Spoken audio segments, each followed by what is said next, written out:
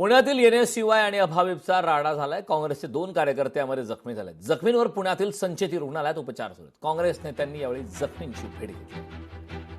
पुण्यात एनएसयूआय आणि अभाविपचा राडा पाहायला मिळालाय। काँग्रेसचे 2 कार्यकर्ते जखमी झाले। जखमींवर पुण्यातील संचेती रुग्णालयात उपचार सुरू आहेत। काँग्रेस नेत्यांनी जखमींची भेट घेतली। या संदर्भात ताजे अपडेट देण्यासाठी आपले प्रतिनिधी बालाजी पोद्दार आपल्या सोबत जोडले। बालाजी, आपण पाहतोय की राहुल गांधींचा आज पुण्यामध्ये दौरा आहे। अभाविप आणि काँग्रेसच्या कार्यकर्त्यांमध्ये जे काही घडामोडी सुरू आहेत आपण पाहतोय। एनएसयूआय मध्ये वाद झालाय आणि यावेळी एका मुलीला डांबून ठेवल्याचा सुद्धा आरोप काँग्रेसने केलाय। आज सुद्धा दिवसभरात पुण्यामध्ये बऱ्याच घडामोडी घडणार आहेत। काय नेमकं घडू शकतं पुण्यामध्ये आणि काय आतापर्यंत ताजे अपडेट आहेत? कारण नक्कीच राहुल गांधी यांचा आज कार्यक्रम आहे, त्यासाठीचं कॅम्पेन जे आहे ते सीओपी कॉलेजमध्ये करण्यात येत होतं आणि त्याच वेळेस एका विद्यार्थिनीने माध्यमाला बाईट दिली आणि त्या बाईट नंतर दुसऱ्या दिवशी अखिल भारतीय विद्यार्थी परिषदेचे कार्यकर्ते त्या विद्यार्थिनीला डांबून ठेवून तिच्याकडून बळजबरी जो आहे तो कॉलेजकडूनचा व्हिडिओ तयार करून घेतल्याचा आरोप जो आहे तो काँग्रेसने केलेला आहे आणि त्यासाठी काल रात्री जे आहे ते मोठ्या प्रमाणात काँग्रेस कार्यकर्ते आणि अखिल भारतीय विद्यार्थी परिषदेचे कार्यकर्ते सीओपी कॉलेजमध्ये जमा झाले। मोठा राडा झाला। त्यानंतर 2 कार्यकर्ते जखमी सुद्धा झाले, ज्यांच्या संचेती रुग्णालयामध्ये उपचार सुरू आहेत। त्यानंतर मात्र आता काँग्रेसच्याच कार्यकर्त्यांवरती जे आहे ते शिवाजीनगर पोलीस स्टेशनमध्ये गुन्हा दाखल करण्यात आलेला आहे। त्याचबरोबर आज जे राहुल गांधी येत आहेत त्यासाठी मोठी पोलीस सुरक्षा व्यवस्था जी आहे ती शहरात पाहायला मिळते। राहुल गांधी जे आहेत ते महाराष्ट्रातले पेपरफुटी प्रकरण असेल, महाराष्ट्रातल्या महिलांचे प्रश्न असतील, ते सगळे या विद्यार्थी की गुंज या कार्यक्रमामध्ये आता आपल्या समोर मांडणार आहेत। त्याचबरोबर विद्यार्थ्यांशी संवाद साधणार आहेत।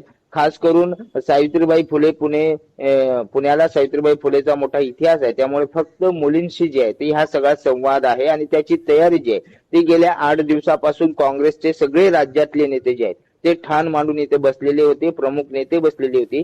ते सगळी तयारी सुरू असतानाच सीओपी मधला मोठा राडा झालाय आणि त्यामुळे कालपासून हा कार्यक्रम खरं तर मोठ्या प्रमाणात चर्चेत आलेला आहे। अखिल भारतीय विद्यार्थी परिषदेकडून आरोप करण्यात आलेला आहे की मॅनिप्युलेट करून या विद्यार्थीला माध्यमांना बोलण्यास सांगण्यात आलं आणि त्या विद्यार्थिनीने सुद्धा एक व्हिडिओ जो आता सध्या प्रसारित झालाय। त्यामुळे नेमकं यात काय घडलं याचा तपास पोलीस करतायत। मात्र अशा पद्धतीने राहुल गांधी यांच्या कार्यक्रमाच्या अगोदरच भाजप आणि काँग्रेसमध्ये मोठा वाद पाहायला मिळतोय आणि राहुल गांधींचा 5 वाजता जो कार्यक्रम आहे त्याच वेळी भाजपाकडून सुद्धा सामूहिक वंदे मातरमचं आंदोलन, वंदे मातरम म्हणून आंदोलन करण्याचं नियोजन करण्यात आलेलं आहे। त्यामुळे राहुल गांधींच्या या सगळ्या कार्यक्रमावर आता वादविवाद पाहायला मिळत आहेत आणि राजकीय आरोप प्रत्यारोपही होत आहेत। मात्र आज राहुल गांधी महाराष्ट्रात येऊन काय बोलणार, महाराष्ट्रातल्या नीट पेपरफुटी प्रकरणी काय चर्चा विद्यार्थ्यांशी करणार, महाराष्ट्रातल्या महिलांचे काय प्रश्न ते ऐकून घेणार हे पाहणं महत्वाचं आहे। यासाठी तब्बल 42,000 मुलीने जे आहे ते रजिस्ट्रेशन केलेलं आहे आणि त्याचबरोबर हे रजिस्ट्रेशन शेवटच्या क्षणापर्यंत खुलं राहणार असल्याचं काँग्रेसनं सांगितलेलं आहे। भाजपाकडून मात्र यावरती टीका करण्यात आलेली असून काँग्रेसच्या संस्थेतल्या विद्यार्थिनीच आणल्या जात असल्याचं म्हटलं गेलंय। मात्र या सगळ्यामुळे जो आहे तो मोठा जो राडा झाला सीओपी कॉलेजमध्ये, त्यामुळे आता हा राजकीय छात्रके गुंज कार्यक्रमाला जे आहे ते लक्ष लागलेलं आहे आणि आज दुपारी 2 वाजता राहुल गांधी साधारण पुण्यात दाखल होतील आणि त्यानंतर 5 वाजता ते विद्यार्थ्यांशी संवाद साधतील। नक्कीच बालाजी, विद्यार्थ्यांशी राहुल गांधी आज संवाद साधणार आहेत। मात्र यात आधीच बऱ्याच घडामोडी घडलेल्या आहेत, बरेच आरोप प्रत्यारोप आपण पाहतोय। राज्यभरात याचे पडसाद उमटत आहेत। अगदी विजय वडेट्टीवार, हर्षवर्धन सपकाळ यांनी सुद्धा टीका केली। अभाविपच्या माध्यमातून या संदर्भातली काही प्रतिक्रिया आली का? कारण एका खोलीत विद्यार्थिनीला डांबून ठेवल्याचा संतापजनक प्रकार घडल्याचा तसे आरोप सुद्धा सर्रास झाले।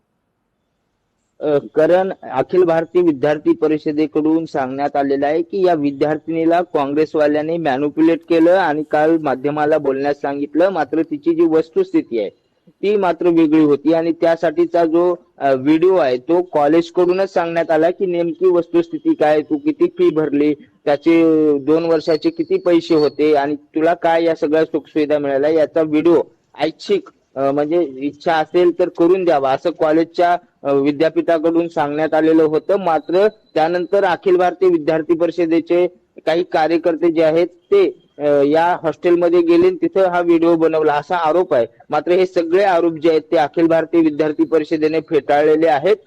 यांना कुठलाही राजकीय प्रतिसाद किंवा विद्यार्थ्यांच्या प्रश्नाचा प्रतिसाद भेटत नाही. त्यामुळे अशा पद्धतीने विद्यार्थ्यांवर दबाव आणून बाईट देऊन आपल्या कार्यक्रमाची जाहिरात करण्याचा प्रयत्न काँग्रेस करते आणि त्याला आम्ही विरोध केलेला आहे आणि वस्तुस्थिती मांडलेली आहे. त्यामुळे विद्यार्थ्यांवर दबाव टाकण्याचा प्रयत्न आहे असे आरोप प्रत्यारोप जे आहेत ते दोन्हीकडून झालेले आहेत. आणि अखिल भारतीय विद्यार्थी परिषदेने मात्र ही विद्यार्थिनी जी आहे तिला आम्ही कुठलंही डांबून ठेवलेलं नाही. मात्र तिची जी इच्छा होती की खरी वस्तुस्थिती काय ती आम्ही मांडण्याचा प्रयत्न केला होता आणि त्यानंतर एनएसआयच्याच कार्यकर्त्याने आमच्यावरती हल्ले केले, आमच्यावरती गोंधळ घालण्यासाठी अनेक कार्यकर्ते कॉलेजमध्ये घेऊन आले असा आरोप जो आहे तो अखिल भारतीय विद्यार्थी परिषदेने केल्याचं पाहायला मिळते. करण, नक्कीच बालाजी, खूप खूप धन्यवाद या महत्वपूर्ण अशा माहितीसाठी. लोकशाही मराठी ऐका, पहा, जागरूक रहा.